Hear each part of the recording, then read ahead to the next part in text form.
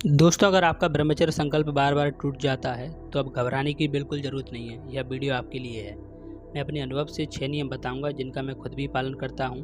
अगर आप भी यह 6 नियम अपनाओगे तो आपके लिए भी ब्रह्मचर्य आसान होगा। चलो बढ़ते हैं पहले नियम की तरफ। पहला नियम है ईश्वर का ध्यान। आप जिस भी भगवान को मानते हो अपने दिन की शुरुआत ईश्वर के ध्यान से करो। प्रार्थना करो, हे ईश्वर मुझे शक्ति दे, मैं ब्रह्मचर्य में आगे बढ़ना चाहता हूँ, मेरी रक्षा करें। आप तो सारे जगत के पालनहारे हैं, अपने इस भक्त पर भी दया करो। इस तरह से प्रार्थना करो। जब भी मन में कोई काम बेकार आए, ब्रह्मचर्य नाश करने का मन करे, तुरंत उस स्थान को छोड़ दो और सच्चे मन से ईश्वर को याद करो, हे प्रभु मेरी मदद करो, मेरी रक्षा करो, बचाओ मुझे इस संकट से। इस तरह से प्रार्थना करो। ईश्वर सदैव अपने भक्त की सहायता के लिए तत्पर रहते हैं। और हाँ, आप इस मंत्र का भी जाप कर सकते हैं, दीन दयाल बिरुद संभारी, हरहु नाथ मम संकट भारी, जैसा कि आप स्क्रीन पर देख रहे हैं। चलो बढ़ते हैं दूसरे नियम की तरफ। दूसरा नियम है व्यायाम। व्यायाम बहुत ही आवश्यक है ब्रह्मचर्य के लिए। हर रोज़ सुबह उठना है 4 बजे, ब्रह्म मुहूर्त में व्यायाम और प्राणायाम आदि करना है। व्यायाम करके अपने शरीर को इतना थकाना है कि पूरे दिन में कोई गलत विचार मन में नहीं आए।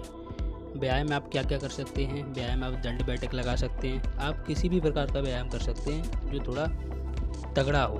कुंभक की विधि से भी व्यायाम करते हैं, और सूर्य नमस्कार करते हो तो वो भी कर सकते हैं। जिम जाते हो तो वो भी अच्छी बात है, लेकिन व्यायाम तगड़ा होना चाहिए। व्यायाम इतना तगड़ा होना चाहिए कि शरीर एकदम खप जाए और आपकी पूरी एनर्जी लग जाए, जिससे दिन भर कोई गलत विचार मन में ना आए।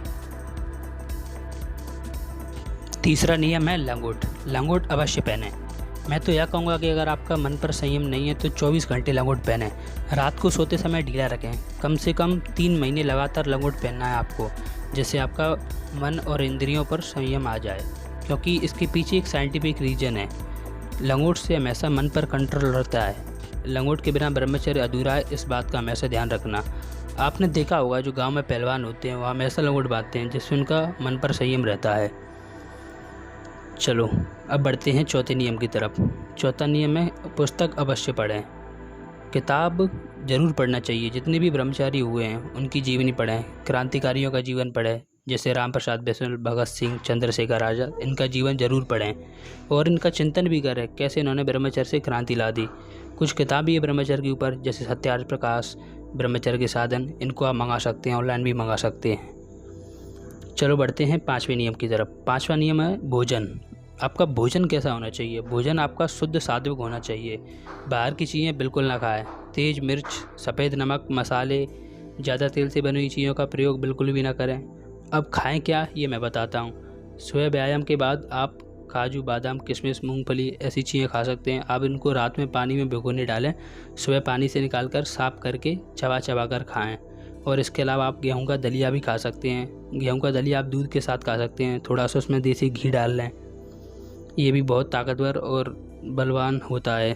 घी ज़रूर खाना चाहिए, क्योंकि भोजन का आपके मन पर बहुत इफ़ेक्ट पड़ता है। एक कहावत है ना, जैसा खाओगे अन्न वैसा रहेगा मन।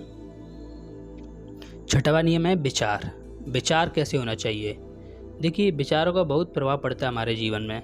हमारे विचार कैसे होते हैं ये निर्भर करता है हम पूरे दिन क्या देखते हैं, क्या सुनते हैं, किसके साथ रहते हैं। तो आज हम इस पर चर्चा करते हैं। देखिए, ब्रह्मचर्य पालन 3 चीज़ों से होना चाहिए, मन, वचन और काया। मन से भी ब्रह्मचर्य का पालन होना चाहिए और वचन से भी, क्योंकि वचन भी आपका एकदम शुद्ध होना चाहिए और मन में भी किसी प्रकार की कोई गंदगी नहीं होनी चाहिए। मन से भी किसी प्रकार का चिंतन नहीं होना चाहिए गलत, और वचन से भी आपको सही शुद्ध रहना है। और काया मतलब शरीर से भी किसी प्रकार का मैथुन नहीं करना है। कहा जाता है जो व्यक्ति शरीर को काबू में रखता हुआ जान पड़ता है पर मन से विकार का पोषण किया करता है, वह मूढ़ मिथ्याचारी है। हर किसी को इसका अनुभव होता है। मन को विकारपूर्ण रहने देकर शरीर को दबाने की कोशिश करना हानिकारक ही है।